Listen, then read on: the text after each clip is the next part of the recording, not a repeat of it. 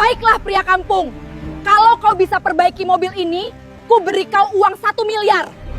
Pagi itu, halaman rumah megah itu berubah menjadi panggung kekacauan. Mobil mewah milik Karin tiba-tiba mogok, mengeluarkan asap tebal dari kap mesin. Di kalendernya, ada pertemuan bisnis bernilai ratusan miliar. Dan sekarang, semuanya berantakan. Mekanik langganan tak bisa dihubungi, sementara waktu terus berjalan tanpa kompromi. Di tengah keresahan itu, seorang pria sederhana dengan baju lusuh dan tangan berdebu berjalan mendekat pelan. Budi, pekerja kebun yang baru 3 hari bekerja di rumah itu. Orang yang dianggap tak berguna oleh hampir semua pekerja lain. Dengan suara hati-hati, ia berkata, "Bu, kalau boleh, saya coba lihat mesinnya." Wanita menatapnya seperti melihat sampah yang menodai lantai marmer mahalnya. "Kau sentuh mobilku saja tidak pantas." Kedua tangannya gemetar kecil, bukan karena takut, tapi menahan diri agar tidak terpancing. Ia tahu posisinya. Ia tahu siapa yang boleh marah dan siapa yang punya hak untuk membalas. Dengan nada tantangan sang wanita berkata, "Jika kamu bisa perbaiki mobil mahal ini, akan saya beri kau uang 1 miliar pria kampung." Namun, bagaimanakah akhir dari cerita ini? Akankah sang pekerja kebun tersebut bisa memperbaiki mobil sang majikannya? Sahabat semuanya, sebelum kita mulai cerita ini, saya mohon keikhlasan teman-teman buat like dan komen dari asal mana kalian nonton video ini. Semoga kalian sehat selalu, panjang umur, dan dilancarkan rezekinya, amin ya rabbal alamin.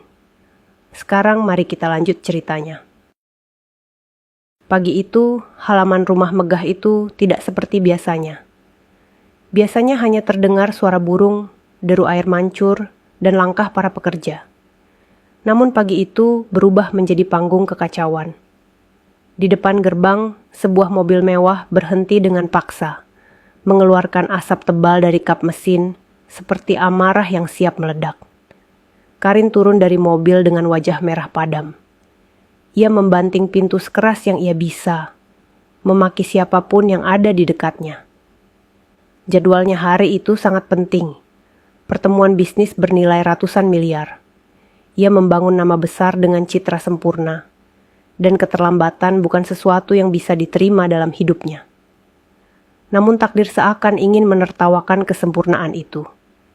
Mekanik langganannya tak merespons telepon. Sopir cadangan sedang sakit. Semua rencana yang ia bangun runtuh dalam hitungan detik.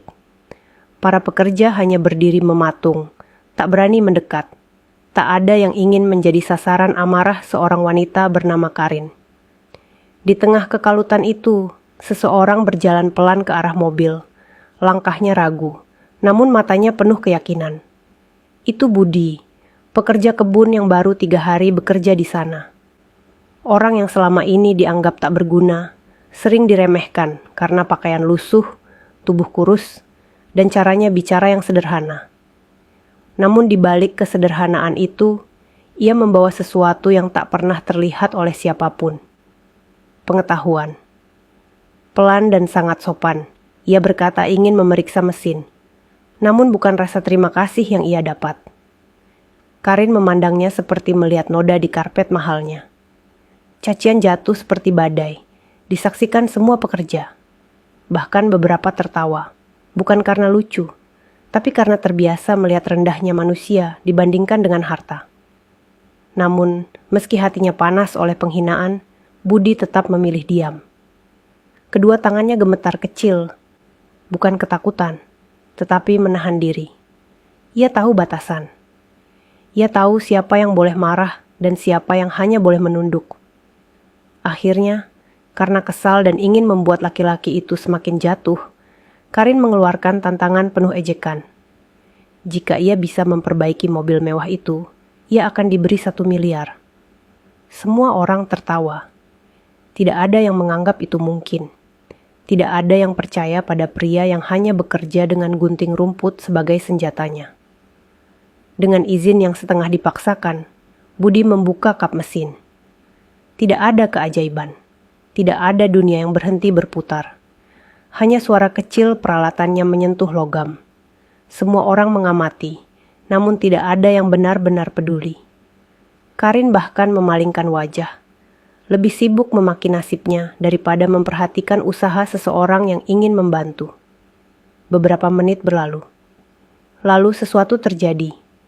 Suara mesin hidup. Tidak sempurna pada awalnya.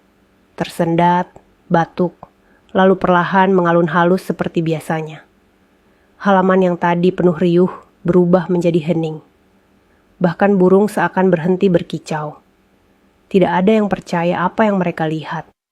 Karin terpaku, tidak siap menerima kenyataan bahwa seseorang yang ia anggap paling rendah justru mengangkatnya dari krisis terbesar pagi itu.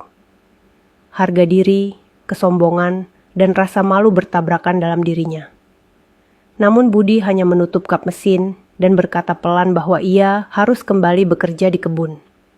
Tidak meminta ucapan terima kasih, apalagi imbalan. Keheningan yang ia tinggalkan justru menjadi tamparan paling keras. Karin berdiri lama, mencoba memahami apa yang baru terjadi. Untuk pertama kalinya dalam hidupnya, ia merasa dirinya kecil, bukan karena mobil mogok, bukan karena rapat penting, tetapi karena ia menyadari betapa mudahnya ia merendahkan orang hanya berdasarkan tampilan. Pertanyaan akhirnya bukan lagi, apakah Budi berhasil memperbaiki mobil itu? Karena jawabannya sudah terbukti. Pertanyaannya adalah, siapa sebenarnya yang lebih kaya hari itu? Wanita yang memiliki rumah megah dan harta tak terhitung? Atau pria sederhana yang tetap rendah hati meski dicaci dan tetap mau menolong tanpa mengharapkan sepeser pun? Kadang, yang paling besar bukan harga mobil, bukan nilai bisnis, tapi kerendahan hati seseorang yang bahkan dunia tidak pernah memperhitungkannya. Dan untuk pertama kalinya dalam hidup Karin, keberhasilan orang lain membuatnya menunduk.